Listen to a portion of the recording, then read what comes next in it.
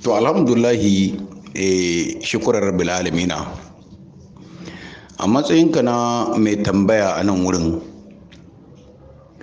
a matsayinku na masu aiki bisa yanar gizo-gizo, muna isar da godiyarmu a gare ku kamar yadda kuke tambaye mu lokaci zuwa lokaci abin da yake wakana ko kuma yake zuwa yana zuwa a cikin ƙasarmu.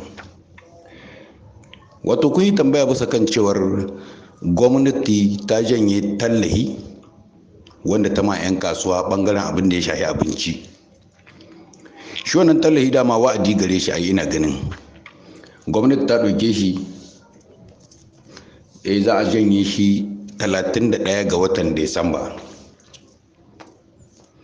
Yau muna cikin wata na Janvier kenan wa'adi yayi, gwamnati ta janye shi.